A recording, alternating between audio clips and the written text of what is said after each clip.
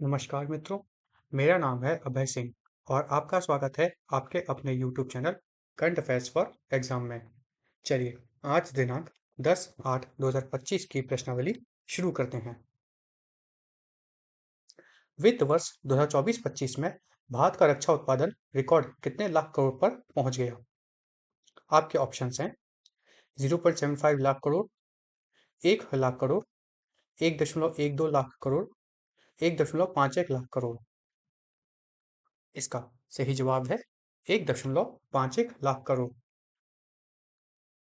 भारत का रक्षा उत्पादन वित्त वर्ष 2024-25 में रिकॉर्ड 1.51 लाख करोड़ रुपए पर पहुंच गया, जो पिछले वर्ष से 18% अधिक था और वित्त वर्ष 19-20 से 90% तक अधिक था।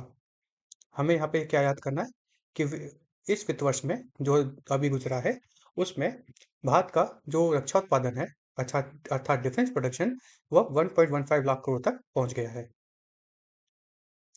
इसके बारे में और जानते हैं। निजी क्षेत्र में हिस्सेदारी बढ़कर 23% हो गई है और जिससे रक्षा सार्वजनिक क्षेत्र उपक्रमों अर्थात डिफेंस पब्लिक सेक्टर अंडरटेकिंग अर्थात ये वो पब्लिक सेक्टर होते हैं जो डिफेंस इक्विपमेंट्स का उत्पादन करते हैं, उनकी हिस्सेदारी भी 16% तक है और इसमें 28% निजी कंपनियों की हिस्सेदारी है। रक्षा निर्यात अर्थात डिफेंस एक्सपोर्ट्स में 12% की वृद्धि हुई है और इसके साथ 23,622 करोड़ रुपए जो है उसमें आए हैं। सरकार का लक्ष्य है कि 2030 तक 50,000 करोड़ का डिफेंस एक्सपोर्ट्स किया जाए और जिससे हमें आत्मनिर्भर भारत मिलने में सहायता मिलेगी। चलिए, अगले प्रश्न पर आते हैं। इस वर्ष विश्व संस्कृत दिवस कब मनाया जा रहा है? आपके ऑप्शंस हैं 8 अगस्त, 9 अगस्त, 10 अगस्त, 11 अगस्त। इसका सही जवाब है 9 अगस्त। इस वर्ष विश्व संस्कृत दिवस 9 अगस्त को मनाया जा रहा है। विश्व संस्कृत दिवस जो है वह श्रावण की पूर्णिमा को मनाया जाता है। विश्व संस्कृत दिवस प्राचीन भाषा की विरासत का सम्मान करता है और इससे अध्ययन को बढ़ावा देता है। वैदिक काल से ही संस्कृत भाषा भारत के धर्म ग्रंथों में दर्शन और विज्ञान का केंद्र रही है और इस उत्सव की शुरुआत 1969 में हुई थी। चलिए, अगले प्रश्न पर आते हैं। निम्नलिखित में से किस देश ने हाल ही में भारत के साथ राजनयिक संबंधों के 75 वर्ष पूरे किए हैं? आपके ऑप्शंस हैं Mexico, Brazil, Philippines, Peru. Friends, ये क्वेश्चन बहुत न्यूज में था तथा आपको पता होना चाहिए। इसका सही जवाब है फिलीपींस। भारत और फिलीपींस ने हाल ही में अपने राजनयिक संबंधों के 75 वर्ष पूर्ण किए हैं। इसी कारण से हाल ही में फिलीपींस के राष्ट्रपति भारत आए थे 5 दिवसीय यात्रा पर। भारत ने रक्षा, समुद्री सुरक्षा, कानूनी सहायता, अंतरिक्ष, पर्यटन और डिजिटल बुनियादी ढांचों पर समझौते पर हस्ताक्षर किए हैं फिलीपींस के साथ। 2023-24 में भारत और फिलीपींस का द्विपक्षीय जो व्यापार था वो $3.53 बिलियन तक था। फिलीपींस भारत की ब्रह्मोस मिसाइल का पहला विदेशी खरीदार बना है। भारत फिलीपींस को सोवरेन डेटा क्लाउड का समर्थन कर रहा है और फिलिपिनो पर्यटकों को वीजा मुक्त यात्रा की पेशकश कर रहा है।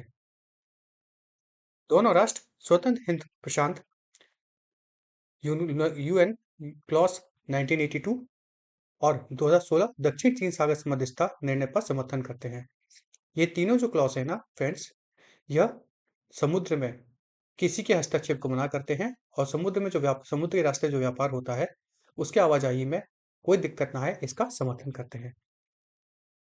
फिलीपींस प्रशांत महासागर क्षेत्र में 7,641 द्वीपों का एक द्वीप है जिसमें 3 प्रमुख द्वीप आते हैं लुजोन, वियासस और मीडियानो। फिलीपींस में जो है वहाँ पे फिलिपिनो भाषा और अंग्रेजी भाषा बोली जाती है। यहाँ पे जो आधिकारिक धर्म है वो रोमन कैथोलिक है। चलिए, अगले प्रश्न पर आते हैं। निम्नलिखित में से कौन सा देश हर्बल दवाओं के लिए WHO अंतर्राष्ट्रीय नियामक सहयोग कार्यशाला की मेजबानी करेगा? आपके ऑप्शंस हैं भारत, जापान, दक्षिण कोरिया, ऑस्ट्रेलिया। इसका सही जवाब है भारत। भारत हर्बल दवाओं के लिए WHO अंतर्राष्ट्रीय नियामक सहयोग कार्यशाला की मेजबानी करेगा। भारत 6 से 8 अगस्त 2025 तक गाजियाबाद में हर्बल दवाओं पर WHO IRCH कार्यशाला की मेजबानी कर रहा है। यह आयोग आयुष मंत्रालय द्वारा विश्व स्वास्थ्य संगठन के सहयोग से PCIMNH द्वारा समर्थित किया गया है। इसका उद्देश्य हर्बल दवाओं के वैश्विक विनियम और सुरक्षा को मजबूत करना है।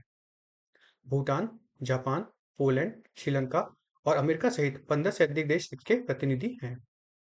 चलिए अगले प्रश्न पर आते हैं। निम्नलिखित में से किस वर्ष सरकारी ई मार्केटप्लेस लॉन्च किया गया है? आपके ऑप्शंस हैं 2015, 2016, 2017, 2018। इसका सही जवाब है 2016। सरकारी ई मार्केटप्लेस 2016 में लॉन्च किया गया था। गवर्नमेंट ई मार्केटप्लेस का उद्देश्य सरकारी खरीदारों को MSME, स्टार्टअप और अन्य विक्रेताओं से जोड़कर पारदर्शिता, दक्षता और समावेशिता को बढ़ावा देना है।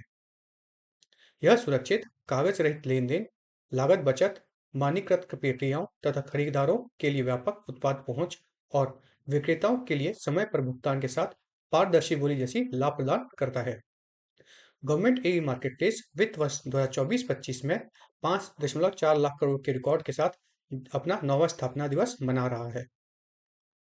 इस मंच ने महिलाओं के नेतृत्व वाले उद्यमों, स्टार्टअप, SHG, कारीगरों और MSME को शामिल किया गया है। चलिए अगले प्रश्न पर आते हैं। पोलैंड में अंतर्राष्ट्रीय विस्लाव मनियाक मेमोरियल में महिला भाला फेंक में अन्नू रानी ने निम्नलिखित में से कौन सा पदक जीता है? आपके ऑप्शंस हैं स्वर्ण, रजत, कांस्य, उपरोक्त में से कोई भी नहीं। इसका सही जवाब है स्वर्ण पदक। पोलैंड में अंतर्राष्ट्रीय विस्लाव मानियक मेमोरियल में महिला भाला फेंक स्पर्धा में अन्नू रानी ने स्वर्ण पदक जीता है। उन्होंने 62.59 मीटर का थ्रो किया था और उसके साथ स्वर्ण पदक जीता है। फ्रेंड्स, ये गेम से रिलेटेड है और इसमें भारत की अन्नू रानी ने स्वर्ण पदक जीता है। अच्छा, इसलिए इससे MCQ आने की उम्मीद है। चलिए अगले प्रश्न पर आते हैं। निम्नलिखित में से किस संस्था ने साइन पहल शुरू की है? आपके ऑप्शंस हैं RBI, NID, IIM, ICMR। इसका सही जवाब है ICMR। Indian council of medical research ने डिपार्टमेंट ऑफ हेल्थ रिसर्च के साथ मिलकर ICMR शाइन पहल शुरू की है। इसका फुल फॉर्म है शाइन का science and health innovation for the next generation explorers. यह पहल कक्षा 9 से 12 के छात्रों के बीच जैव चिकित्सा और स्वास्थ्य अनुसंधान के कैरियर को बढ़ावा देने के लिए की गई है। 300 स्कूलों में 13,000 से अधिक छात्रों ने इसमें भाग लिया। यह कार्यक्रम प्रोफेसर वी रामलिंग स्वामी को सम्मानित करता है और प्रधानमंत्री के एक दिन वैज्ञानिक के रूप में के दृष्टिकोण के अनुरूप है। फ्रेंड्स, ये जो ICMR शाइन वाला जो प्रश्न है, ये भी पूछा जा सकता है। इससे MCQ जरूर बनेगा, आप इसको लिख लीजिए, याद कर लीजिए। चलिए अगले प्रश्न पर आते हैं। हाल ही में नितिन गडकरी ने निम्नलिखित में से किस राज्य में 5,233 करोड़ रुपए की 29 राष्ट्रीय राजमार्ग परियोजनाओं का अनावरण किया है? आपके ऑप्शंस हैं केरल, महाराष्ट्र, आंध्र प्रदेश, तमिलनाडु। इसका सही जवाब है आंध्र प्रदेश। हाल ही में नितिन गडकरी ने आंध्र प्रदेश में 5,233 करोड़ रुपए की 29 राजमार्ग परियोजनाओं का अनावरण किया है। श्री नितिन गडकरी ने घोषणा की है कि प्रमुख सड़क अवरचना उन्नयन के कारण भारत की रसद लागत अर्थात भारत की जो लॉजिस्टिक कॉस्ट है वो दिसंबर 2025 तक 9% तक कम हो गई है। आंध्र प्रदेश का राष्ट्रीय राजमार्ग नेटवर्क 2014 से 120% बढ़कर 4000 किलोमीटर से 8700 किलोमीटर तक पहुंच गया है। चलिए अगले प्रश्न पर आते हैं। एंड ग्रुप ने हाल ही में पेटीएम में अपनी कितनी प्रतिशत की हिस्सेदारी बेची है? आपके ऑप्शन हैं 2.84, 3.84, 4.84, 5.84। इसका सही जवाब है 5.84। हाल ही में एंड ग्रुप ने वन नाइन कम्युनिकेशन में अपनी पूरी 5.84 की हिस्सेदारी बेची है, जिसमें करीब 3.73 करोड़ शेयर आते हैं तथा जिसकी कुल लागत 3,980 करोड़ रुपए है। इससे एंड ग्रुप पूरी तरह से पेटीएम को कंट्रोल करने वाली वन नाइन कम्युनिकेशन से पूरी तरह से बाहर हो गया है। अच्छा, ये जो एंड ग्रुप है यह चाइनीज कंपनी थी, तो अब एक तरह से कहा जाए तो एंड ग्रुप में कोई भी अब चाइना की कंपनी का निवेश नहीं बचा है। चलिए अगले प्रश्न पर आते हैं। इजरायली प्रधानमंत्री श्री बेंजामिन नेतन्याहू ने हाल ही में निम्नलिखित में से किससे मुलाकात की? आपके ऑप्शन हैं श्री नरेंद्र मोदी, श्री जेपी सिंह, श्री अमित शाह, श्री राजनाथ सिंह। इसका सही जवाब है श्री जेपी सिंह। इजरायली प्रधानमंत्री श्री बेंजामिन नेतन्याहू ने इजरायल में भारत के राजदूत श्री जेपी सिंह से हाल ही में मुलाकात की। चलिए अगले प्रश्न पर आते हैं। निम्नलिखित में से कौन सा राज्य किशोर जन न्याय जेजे अधिनियम 2015 के तहत सांकेतिक भाषा दुभाषियों अनुवादकों और को सूचित करने वाला भारत का पहला राज्य बन गया है? फ्रेंड्स, मैंने आपको पहले भी बताया है पुराने अपने प्रश्नावलियों में कि कोई भी चीज जो पहली बार हो रही है वो उसके आने के जो चांसेस होते हैं वो बहुत अधिक होते हैं। तो इसमें ये क्वेश्चन में पूछा गया है कि कौन सा राज्य है जो जब भी जैसे जुनाइल से रिलेटेड कोई केसेस होंगे उसमें सांकेतिक भाषा को लाने वाला, जिसमें मतलब किसी को अगर बोलने सुनने में या देखने में बोलने सुनने में दिक्कत है तो सांकेतिक भाषा के माध्यम से जो अनुवाद करते हैं उसमें ऐसा उस जुनाइल केसेस में लाने वाला ऐसा कौन सा राज्य भारत का पहला बना है? आपके ऑप्शन हैं महाराष्ट्र, हरियाणा, पंजाब, केरल। इसका सही जवाब है पंजाब। पंजाब किशोर न्याय जेजे अधिनियम 2015 के तहत सांकेतिक भाषा दुभाषियों अनुवादकों को सूचित करने वाला भारत का पहला राज्य बन गया है। ये जरूर आएगा, आप इसको याद कर लीजिए। अच्छा, पंजाब के बारे में अभी एक और बात हुई थी सांकेतिक भाषा के रूप में कि पंजाब ने हाल ही में विधानसभा में भी सांकेतिक भाषा का प्रसारण शुरू किया है। मतलब विधानसभा में भी जो प्रोसीडिंग्स होंगी उसमें भी सांकेतिक भाषा के माध्यम से भी प्रोसीडिंग की जाएगी। अच्छा, अब ये जेजे के बारे में जानते हैं। यह पेशेवर पोस्को मामलों सहित अदालती कार्रवाई के दौरान सहायता प्रदान करेंगे। उन्हें जिलेवार तैनात किया जाएगा और कानूनी प्रावधानों के तहत मुआवजा भी दिया जाएगा, जिससे संचार विकलांगता वाले किशोर से जुड़े नियमित तत्काल दोनों मामलों में निरंतर सहायता प्रदान की जा सकेगी। चलिए अगले प्रश्न पर आते हैं। निम्नलिखित में से कौन सा देश 38वें बोगोटो अंतर्राष्ट्रीय पुस्तक मेले 2026 में विशिष्ट अतिथि के रूप में भाग लेगा? आपके ऑप्शन हैं भारत, मेक्सिको, ब्राजील, पेरू। इसका सही जवाब है भारत। कोलंबिया में 38वें बोगोटो अंतर्राष्ट्रीय पुस्तक मेले में भारत प्रमुख अतिथि के रूप में भाग लेगा। इस आयोजन का उद्देश्य भारत और कोलंबिया के बीच साहित्य आदान प्रदान और लोगों के बीच संबंधों को मजबूत करना है। कोलंबियाई बुक चैम्बर ऑफ कॉन्फ्रेंस द्वारा 1988 में आयोजित किया जाने वाला फिल्बो स्पेनिश भाषा दुनिया का एक प्रमुख सांस्कृतिक कार्यक्रम है। चलिए अगले प्रश्न पर आते हैं। निम्नलिखित में से किस देश के विश्वविद्यालय ने जीवित गैंडे की सींगों में रेडियोधर्मी पदार्थ इंजेक्ट किया है? आपके ऑप्शन हैं ब्राजील, दक्षिण अफ्रीका, नाइजीरिया, म्यांमार। इसका सही जवाब है दक्षिण अफ्रीका। हाल ही में गेंडों के अवैध शिकार को रोकने के लिए दक्षिण अफ्रीका ने 2021 में रेडियो स्टॉप रेडियो इस्टोटॉप परियोजना शुरू की थी।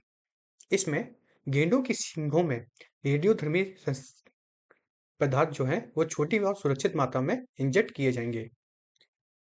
अच्छा, इससे क्या होगा कि ये जो सींग होंगे यह कहीं भी किसी भी जो टर्मिनल होता है, जैसे वो जहाज़ों से जहाँ पे इंपोर्ट एक्सपोर्ट का सामान आदान प्रदान किया जाता है, चाहे वो हवाई अड्डा हो, चाहे वो जहाज़ों का अड्डा हो, कहीं भी या किसी लैंड रूट के माध्यम से, वहाँ पे यह कोई अगर सींग ऐसे ले जाता है तो वो पकड़ा जाएगा, क्योंकि वहाँ पे इसके स्कैनर्स होते हैं। अच्छा, इसका उद्देश्य क्या है? इसका उद्देश्य है कि गेंडों के लिए सुरक्षित सींग और मानव सींगों, इसका उद्देश्य है कि सींग के लिए दीर्घकालिक लागत प्रभाव वाली विकल्प प्रदान करना। इससे सींग को मानव उपयोग के लिए बेकार और विषिक्त बनाया जाएगा। दक्षिण अफ्रीका में पहले 16,000 गैंडे हुआ करते थे। अब सिर्फ 500 गैंडे बच गए हैं। चलिए, अच्छा फ्रेंड्स, दक्षिण अफ्रीका की राजधानी के बारे में जानते हैं। तो दक्षिण अफ्रीका की 3 राजधानियां हैं। कार्यकारी राजधानी, जिसे हम एग्जीक्यूटिव कैपिटल कहते हैं, वह प्रेटोरिया है। और दक्षिण अफ्रीका के लेजिस्लेटिव का जो राजधानी है वह केप टाउन है। और न्यायिक राजधानी वह जोहानिसबर्ग है।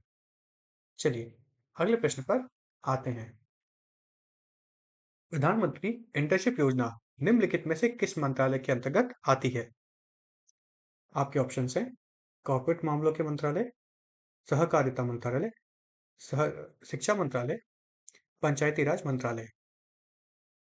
इसका सही जवाब है कॉर्पोरेट मामलों के मंत्रालय। प्रधानमंत्री इंटर्नशिप योजना कॉर्पोरेट मामलों के मंत्रालय के अंतर्गत आती है। एक एमसीक्यू बनने की उम्मीद है। हम इसके बारे में क्यों पढ़ रहे हैं? क्योंकि हाल ही में प्रधानमंत्री इंटर्नशिप योजनाओं में महिलाओं की भागीदारी दूसरे दौर के आवेदनों में 31% से बढ़कर 41% हो गई है। चलिए, अगले प्रश्न पर आते हैं। भारतीय रेलवे की एक राउंड ट्रिप पैकेज योजना लागू करने करेगा और यात्रियों को कितने प्रतिशत की छूट देगा? इसके ऑप्शन हैं 5, 10, 15, 20। इसका सही जवाब है 20। भारतीय रेलवे ने वापसी यात्रा के मूल किराए पर 20% छूट की पेशकश करते हुए एक राउंड ट्रिप पैकेज की योजना शुरू की है। बुकिंग 14 अगस्त 2025 से शुरू होगी। उसी श्रेणी और मार्ग के कंफर्म टिकट आवश्यक होंगे। चलिए, अगले प्रश्न पर आते हैं। हाल ही में भारत में चाय का उत्पादन जून 2025 तक कितने प्रतिशत तक गिर गया है? आपके ऑप्शंस हैं 3, 5, 7, 9। इसका सही जवाब है 9%। भारत में चाय का उत्पादन जून 2025 में 9% घटकर 133.5 मिलियन किलोग्राम रह गया है। यह क्यों हुआ है? क्योंकि चाय के बागानों में प्रतिकूल मौसम और कीटों का हमला हुआ है। उत्तर भारत का उत्पादन 121.52 मिलियन किलोग्राम से घटकर 112.51 किलोग्राम रह गया है, तथा दक्षिण भारत में 25.220 किलोग्राम से घटकर 20.99 किलोग्राम रह गया है। चलिए, अगले प्रश्न पर आते हैं। हाल ही में 64वीं राष्ट्रीय कला प्रदर्शनी में निम्नलिखित में से किस स्थान पर आयोजित की गई? आपके ऑप्शन है भुवनेश्वर, मुंबई, दिल्ली, रायपुर। इसका सही जवाब है दिल्ली। ललित कला अकादमी द्वारा आयोजित 64वीं राष्ट्रीय कला प्रदर्शनी हाल ही में दिल्ली में आयोजित की गई। यह प्रदर्शनी 6 अगस्त से 15 सितंबर 2025 तक जनता के लिए खुली रहेगी। लेखक ही कलाकार स्कर्मा सोनम ताशी की उनकी मूर्तिकला माई होमलैंड 3 के लिए प्रदर्शनी में राष्ट्रीय पुरस्कार से सम्मानित भी किया गया है। फ्रेंड्स, आज की प्रश्नावली यही समाप्त होती है। चलिए, आज जो हमने पढ़ा उसका एक बार रिवीजन कर लेते हैं। भारत के रक्षा उत्पादन वित्त वर्ष 2024-25 में रिकॉर्ड 1.5 लाख करोड़ तक पहुंच गया है, जो पिछले वर्ष की तुलना में 18% तथा 19-20 की तुलना में 90% से अधिक है। इस वर्ष विश्व संस्कृत दिवस 9 अगस्त को मनाया जा रहा है। भारत और फिलीपींस ने अपने राजनयिक संबंधों के 75 वर्ष पूरे होने पर संबंधों को रणनीतिक साझेदारी में उन्नत किया है। भारत हर्बल दवाओं के लिए WHO अंतर्राष्ट्रीय नियामक आयोग सहयोग कार्यशाला की मेजबानी कर रहा है। सरकारी ई मार्केटप्लेस 2016 में लॉन्च किया गया था। सरकारी ई मार्केटप्लेस ने 2024-25 में 5.4 लाख करोड़ रुपए के रिकॉर्ड GMV के साथ अपना 9वां स्थापना दिवस मनाया है। पोलैंड में अंतर्राष्ट्रीय विस्लाव मनियाक मेमोरियल में महिला भाला फेंक स्पर्धा में अनु रानी ने स्वर्ण पदक जीता है। ICMR और स्वास्थ्य अनुसंधान विभाग ने ICMR शाइन कार्यक्रम शुरू किया है। शाइन का फुल फॉर्म है science and health innovation for the next gen explorers. हाल ही में नितिन गडकरी ने आंध्र प्रदेश में 5,233 करोड़ रुपए की 29 राष्ट्रीय राजमार्ग परियोजनाओं का अनावरण किया है। एंड ग्रुप ने 19 कम्युनिकेशन में अपनी पूरी 5.84% हिस्सेदारी लगभग 3,980 करोड़ रुपए में बेचकर पेटीएम से पूरी तरह बाहर निकल गया है। लोकसभा ने मणिपुर GST विधेयक 2025 पारित कर दिया है, जो राज्य में राष्ट्रीय शासन के कारण लागू अध्यादेश का स्थान लेगा। इजरायली प्रधानमंत्री बेंजामिन नेतन्याहू ने इजरायल के भारत के राजदूत JP सिंह से हाल ही में मुलाकात की। पंजाब किशोर न्याय JJ अधिनियम 2015 के तहत सांकेतिक भाषा दुभाषियों और अनुवादों को सूचीबद्ध करने वाला भारत का पहला राज्य बन गया है। कोलंबिया में 38वें बोगोटा अंतर्राष्ट्रीय पुस्तक मेले 2024-26 में भारतीय मुख्य अतिथि होगा। गैंडों के अवैध शिकार को रोकने के लिए दक्षिण अफ्रीका में 2021 में रेडियो टॉप परियोजना शुरू की गई है। प्रधानमंत्री इंटर्नशिप योजनाओं में महिलाओं की भागीदारी दूसरे दौर के आवेदकों में 31% से बढ़कर 41% हो गई है। भारतीय रेलवे ने वापसी यात्रा के मूल किराए पर 20% छूट की पेशकश करते हुए एक राउंड ट्रिप पैकेज योजना शुरू की है।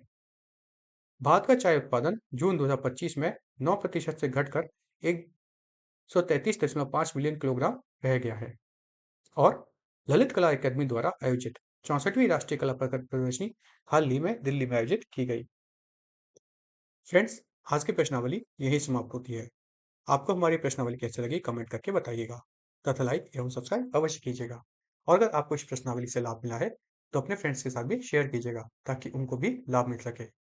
और कुछ जानकारी या कुछ सुझाव आप देना चाहते हैं तो कमेंट सेक्शन में आवश्यक रूप से दीजिएगा तथा हम आपकी किस रूप से मदद कर सकते हैं ये भी बताइएगा। धन्यवाद। जय माता दी, जय भारत।